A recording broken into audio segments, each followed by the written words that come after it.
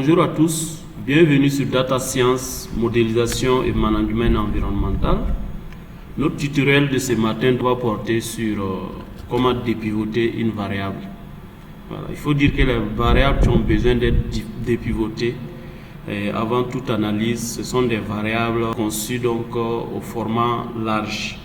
C'est-à-dire qu'on a une même variable qui est décomposée donc en plusieurs colonnes en fonction donc des différentes modalités que cette variable prend.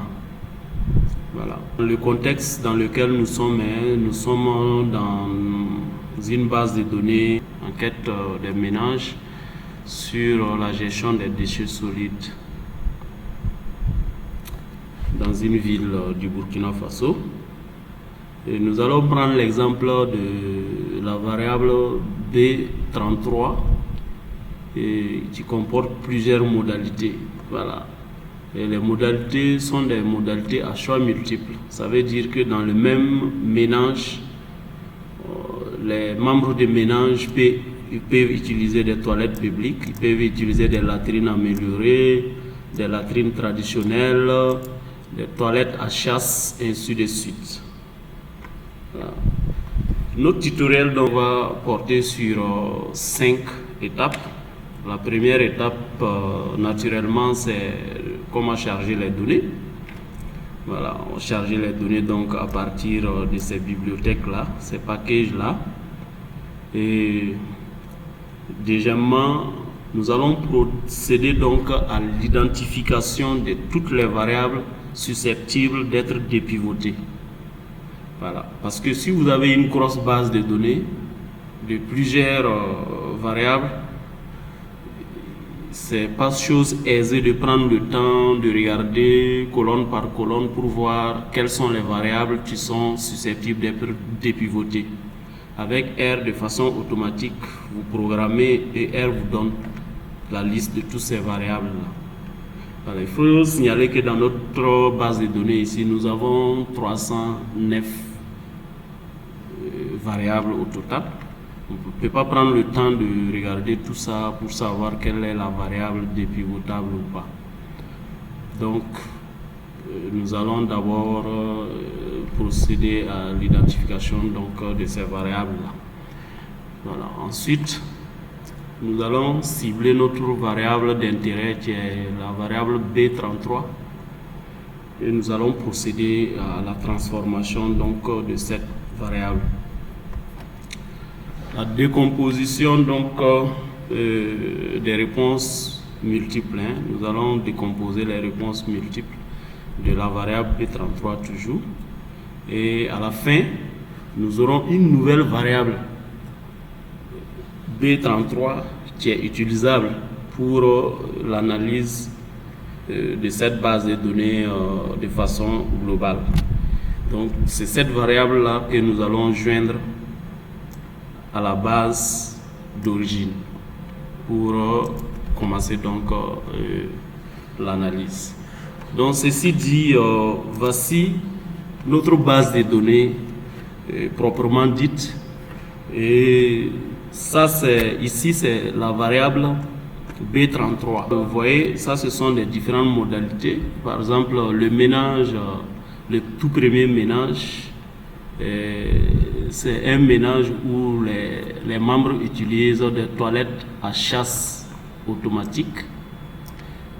Et nous avons le deuxième ménage où les membres utilisent des toilettes à chasse automatique, des toilettes à chasse manuelle et des latrines traditionnelles avec dalle.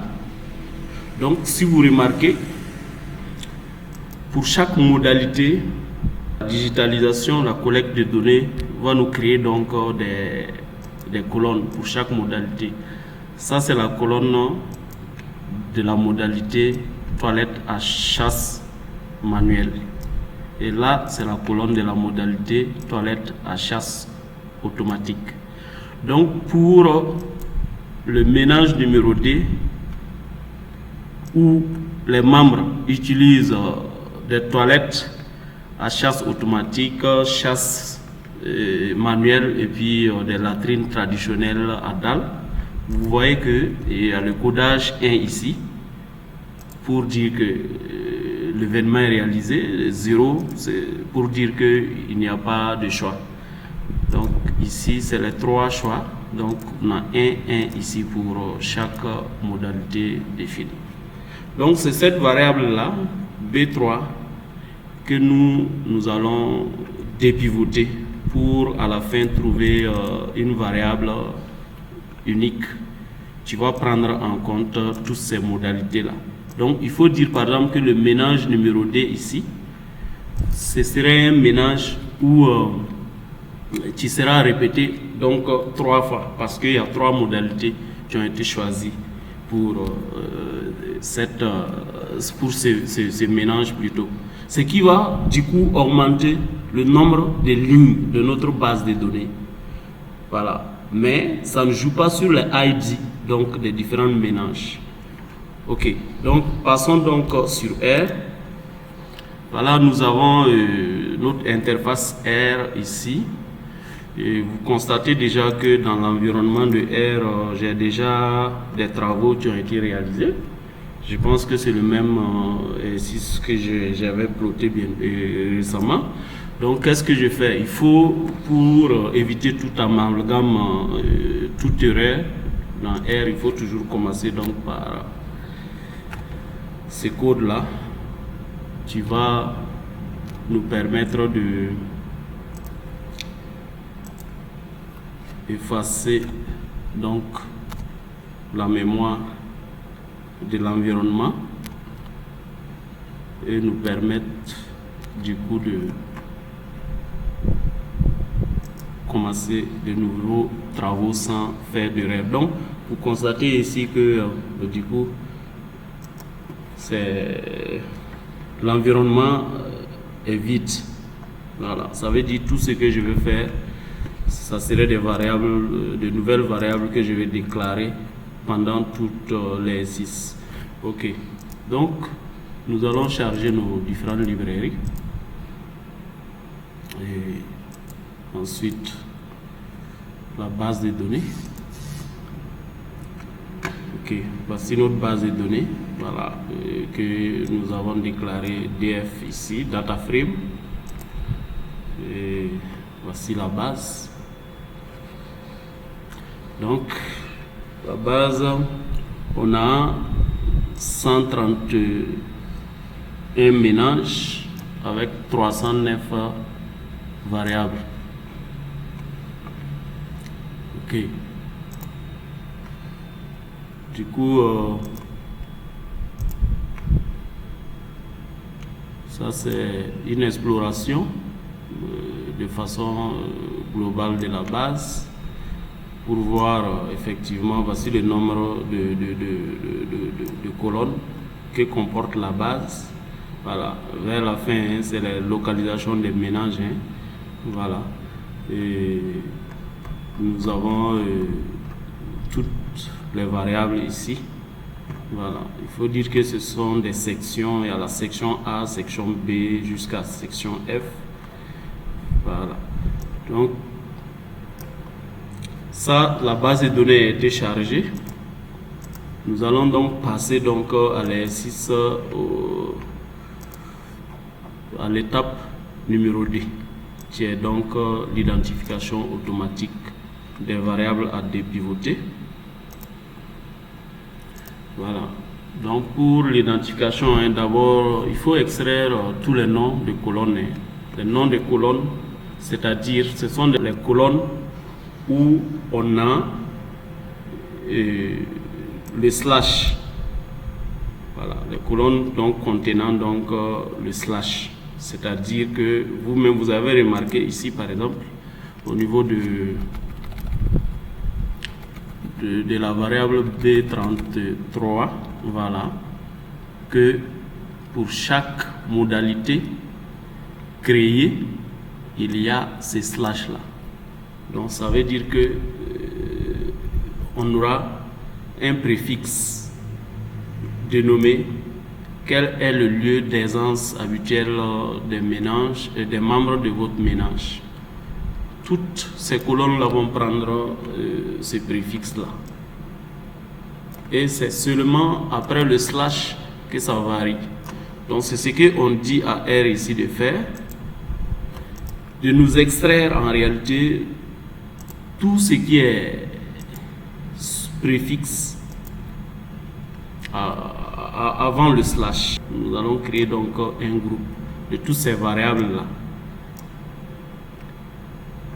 Donc après avoir créé le groupe de toutes ces variables, on va compter le nombre de modalités donc par groupe. Voilà, le nombre de colonnes par groupe, c'est le nombre de modalités par groupe en réalité. Donc le nombre de modalités par groupe. Donc si on l'affiche, vous verrez groupe large. Groupe large en réalité c'est la base de données que nous avons créée pour extraire tout ce qui est variable dépivotable. Donc quand on prend l'exemple de la variable D40, quand on prend ça, D40, si le tri moderne n'est pas pratiqué, est-ce que dans votre ménage, il est au moins séparé certains déchets solides? Lesquels? Du coup, comme c'est des choix multiples, nous avons jusqu'à 11 modalités. Ça veut dire qu'il y a jusqu'à 11 choix pour ça. Allons-y à notre variable d'intérêt, la variable B33. Voilà. Donc à B33, nous avons 7 modalités au total. Du coup, ceci étant, on repart donc dans notre script.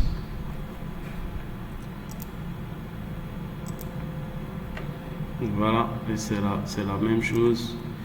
Les fréquences, les différentes variables avec les fréquences de modalité. Voilà. Passons maintenant au dépivotage proprement dit. Donc nous déclarons donc le data frame. Créer donc l'identifiant unique donc pour le ménage. Ensuite, nous allons extraire la colonne cible. Voilà, vous voyez que dans l'extraction de la colonne cible, c'est ça en réalité, c'est juste ce qui est écrit donc avant le slash que nous avons extrait. Colonne maintenant que nous allons nommer lieu aisance. Voilà. Il faut dire que sur R, les apostrophes, il y a certains caractères qui ne sont pas compatibles à R. Ça nous apparaît comme des arguments, donc il faut utiliser généralement des tirets de 8, comme dans plusieurs autres algorithmes d'ailleurs. Donc ensuite, l'étape suivante, c'est l'étape 3. Voilà, on va séparer donc les réponses multiples uniquement sur espace suivi de majuscules. Ça, c'est au niveau de la base de données, au niveau de la colonne principale, qui est le B33 ici, où vous voyez pour le mélange numéro 2 toujours, le deuxième mélange plutôt, nous avons 3 modalités. Et quand vous regardez, après chaque modalité, on a un espace et on a la phrase qui commence par une lettre majuscule, ainsi de suite. Donc, tout ça, ça dépend de comment vous avez organisé vos modalités dans les cellules. C'est en fonction de ça que vous écrivez ce code-là. Nous, c'est ce qu'on a mis comme argument ici. Mais ça ne veut pas dire qu'après ça, nous avons déjà notre base de données. En réalité, nous avons déjà la base de données long qui est créée. Et si on part visualiser cette base, cette variable-là, Voilà, data frame, data frame, non, je ne l'ai pas encore ploté. Voilà, donc je le plotte. Je vais le plotter. Voilà. Ok, des données. C'est-à-dire notre dépivotage. Ça, c'est la variable B33 qui a été dépivotée. La variable B33 donc qui a été dépivotée, et c'est, vous allez remarquer que le nombre de lignes de notre base de données a augmenté. On est passé de 131 lignes à 146 lignes. Voilà. Mais les ID des variables et choses, des mélanges ne varient pas. Voilà. En fonction de la modalité, des différentes modalités prises donc par un mélange pour cette variable, nous avons des lignes qui se créent. Quand on prend par exemple le mélange numéro 87 ici, il faut dire que ces mélanges-là, dans ces mélanges, les membres du mélange utilisent des latrines traditionnelles avec dalle, et ils utilisent également des latrines améliorées couvertes EcoSam. Donc vous voyez, si nous repartons voir notre voilà, on peut voir aussi un autre mélange, hein. Vous allez voir qu'il y a des mélanges aussi. Voilà, quand je prends 49, le mélange numéro 49 aussi c'est la même chose. Donc ils utilisent des toilettes à chasse manuelle et des toilettes traditionnelles et des latrines traditionnelles avec dalle. Donc c'est l'objectif comme ça. L'objectif c'est de créer une nouvelle variable que nous avons nommée lieu aisance. Et c'est cette variable là que nous allons joindre à la base des données d'origine. Voici ça. La jointure va nous donner donc cette nouvelle base de données là, avec maintenant 310 variables au lieu de 309 variables comme au départ, parce que nous avons ajouté une dernière variable. Nous avons créé une autre variable que nous avons ajoutée à la base de données. Voilà, donc on aura maintenant 310 variables au lieu de 309. Alors nous avons joint donc notre base dépivotée là, la nouvelle colonne créée, la colonne lieu d'aisance que nous avons créée là. Nous avons joint ça à la base de données d'origine qui est le data frame. Du coup, nous passons de 309 variables dans toute la base à 310 variables maintenant. Et nous allons visualiser nous allons donc visualiser cette nouvelle base de données. Je pense que c'est la base jointe. Voilà. Donc si nous la visualisons, on se rend compte que voilà, vous voyez ici on se trouve donc dans une nouvelle base de données avec une dernière colonne nommée lieu aisance. Voilà,